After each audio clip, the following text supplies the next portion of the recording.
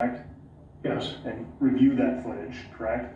Yes. And make a preliminary determination as to whether or not it would be necessary to forward this for a review by internal affairs. Is that right? Yes. And if you review some body-worn camera footage and find there's nothing to review, you wouldn't forward that to internal affairs. If I was doing the force report, I believe it would go down there anyway. All force reports do. Would also go to internal affairs. Correct. If you review body-worn camera footage and determine that use of force might have been excessive, do you make a recommendation to internal affairs? Yes. In that case, you'd have to contact internal affairs. I submit the foundation, Your Honor. Okay.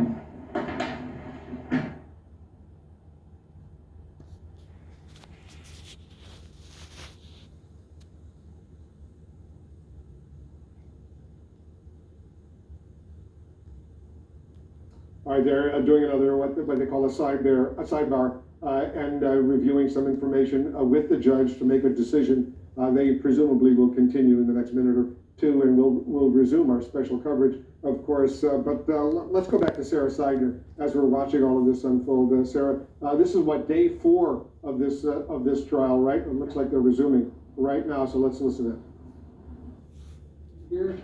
We'll have you back fairly soon.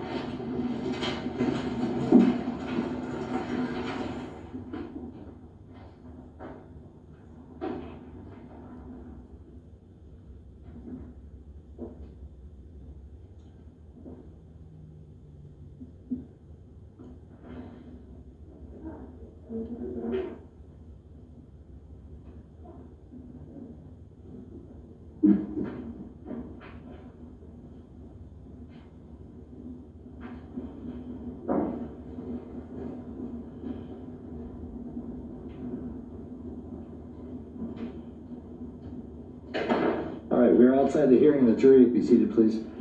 Mr. Nelson has asked for an opportunity to voir dire the witness for a possible objection outside the hearing of the jury. Mr. Nelson.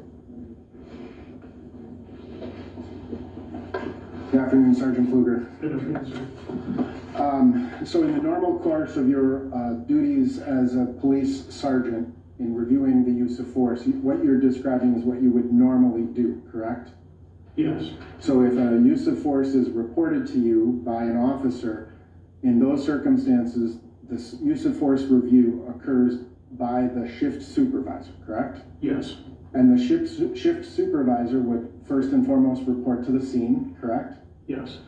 After that point, you would interview the officers that were involved, correct? Yes. You may interview the person upon whom force was used, right? Yes. You may interview witnesses to the use of force if they exist, correct?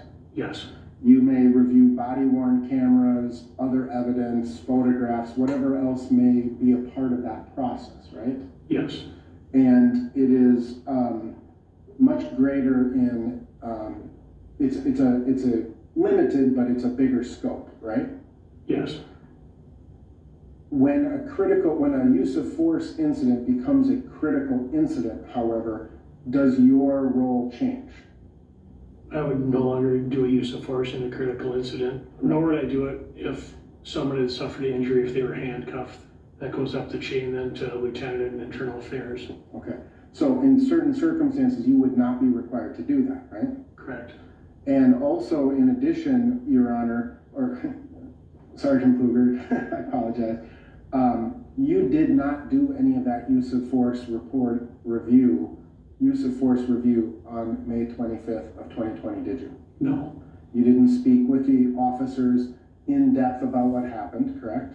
No. You didn't interview any of the witnesses that were at the scene, did you? No. And you didn't review the body-worn cameras that night, did you? No. In preparation for your testimony, were you given the entirety of the case file for this case? No. I mean, do you have 50,000 pages of police reports? No. Have you reviewed any of the interviews from any of the witnesses? No. Have you reviewed any of the statements that were given relevant to this case by any of the involved officers from those who did give statements? No, All right. So in this case, in preparation, were you allowed to watch the entirety of all of the body worn cameras? I think I did. Okay. And that was in preparation or while you were being interviewed with the state prosecutors, right? Correct. Okay. So in terms of the information you have a limited amount of information, which would be limited to just a review of the body worn cameras. Yes, And that would not be the normal course for a sergeant's use of force review. yes.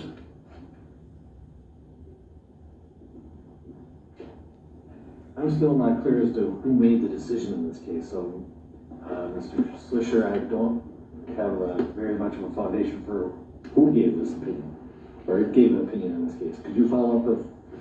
I'm sorry, I had a hard time hearing. I don't think I have a foundation yet. It sounds like on a critical incident, it gets passed up. Who made, I don't know who made the decision on use of force.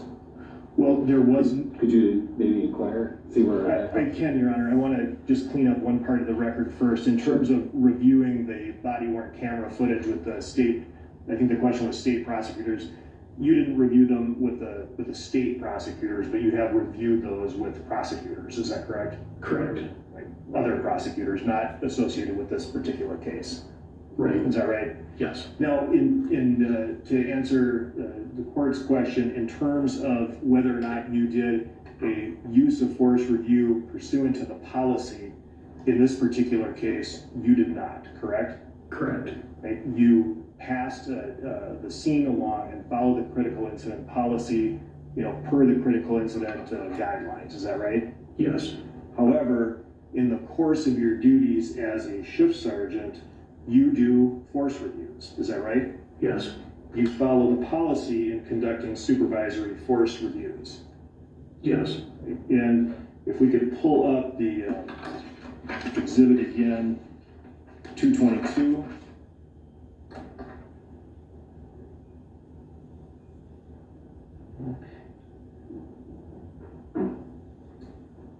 You can go to the next page, please.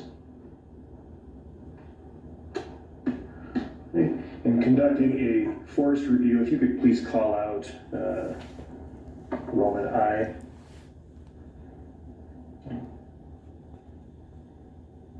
You contact the internal affairs unit commander by phone if the force used appears to be unreasonable or constitute possible misconduct. Is that right? Yes. So you make a threshold assessment of whether or not force is excessive or could constitute possible misconduct. True? True. And if you could go to the next page.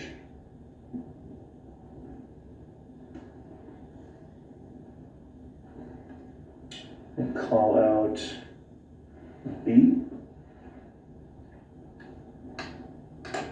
And again, based on the totality of information available at the time, if you as a supervisor feel that the use of force may have been unreasonable or not within policy, you can state so in your supervisory force review. Is that right? Yes. And that's the policy that you follow. Yes. So, Your Honor, I don't believe that this is a lack of foundation.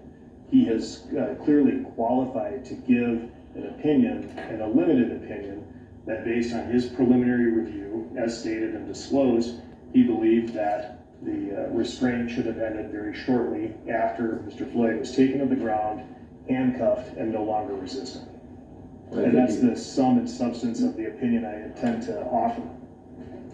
I think just follow with a couple of questions. In this particular case, the reason you called the lieutenant was because Mr. Floyd died, right? I would have called the lieutenant first because force was used and he was in handcuffs. Any force that results, or that's used when somebody's in handcuffs, requires me to call the lieutenant and internal affairs. Right, so that went up the chain naturally that way, and then when Mr. Floyd died, this use of force policy is replaced with the critical incident policy. Yes. Correct?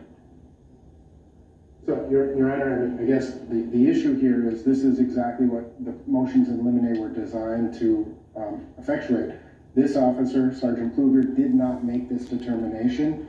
He has not done a use of force review as he would have done in this policy. He has not reviewed the entirety of the evidence in this particular case. And while he may have seen certain body camera footage and made some determination based on that limited information, he hasn't seen everything else. And so it is not within his purview. This is what the motion in limine was specifically designed. Mr. Slusher, as I understood it, you're asking a narrower opinion? That's correct, Your Honor. I'm asking, exactly what I proffered, that in his opinion, the force should have ended very shortly after Mr. Floyd was on the ground, handcuffed in a prone position and no longer resistant. You can ask that one question. Let's bring the jury back.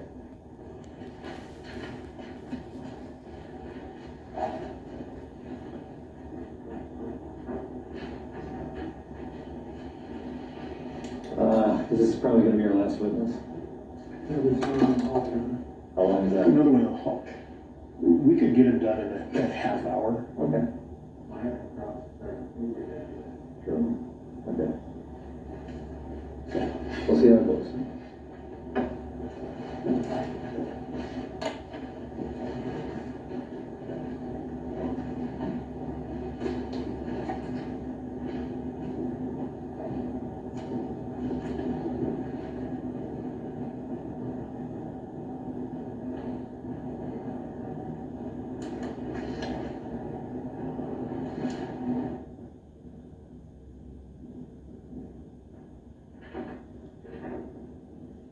All right, the jury is being brought back in to this trial. They were removed as they debated a sidebar issue, and we're going to watch what this unfolds. There's one more question, we're told, that will be asked to this witness, Sergeant David Kluger. Bakari Sellers is with us. He's a lawyer. So explain, Bakari, what's going on right now. This is a very sensitive moment.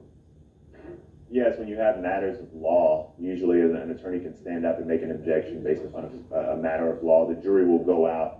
What you saw there was the prosecution and the defense going back and forth over a report that the prosecution, was trying to get in. What we saw, though, was that the person who was testifying, the defense was making the argument, since he was not there, he did not compile the report, he could not give his opinion based on that report. And you saw the judge rule that it could be a very narrow question asked. All right, hold your thought. Let's resume the coverage of the trial. Correct. Thank you. I have no further questions, Your Honor. Mr. Nelson.